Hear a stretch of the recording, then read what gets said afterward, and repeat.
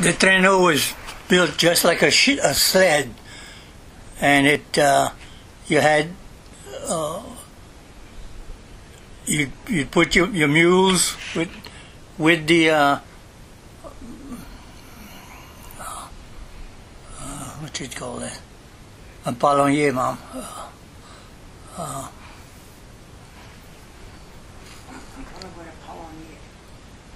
It was a thing to where you'd have your chains to get to your mules with a board called a palonnier in French, and you'd attach that to your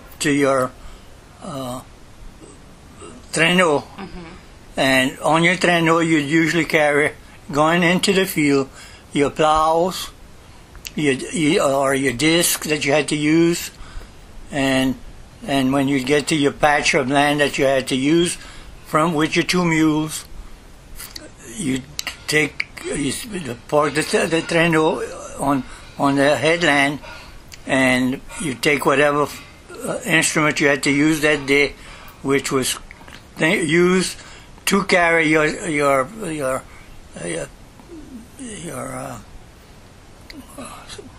equipment to the field on your trainaux, and you on the way back, when you finish up that particular patch, if you had to move to another far away, you'd do the same thing. You'd put it on the mules on your trainaux, and you'd go to the next patch of land where you had to plow something else.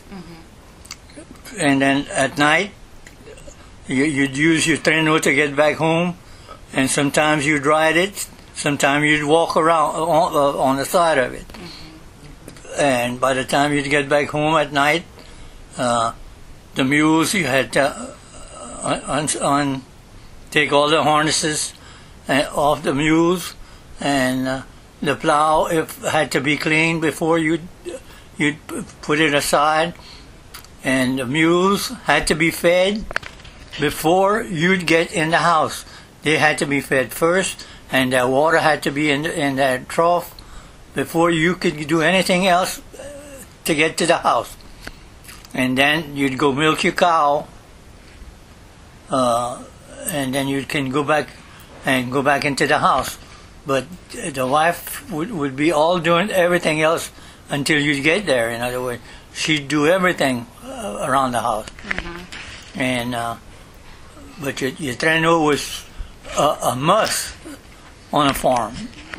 It was a must. It was it's just like it would be a tractor today. In other words, to bring your equipment with you to get to the patch of land you had to plow.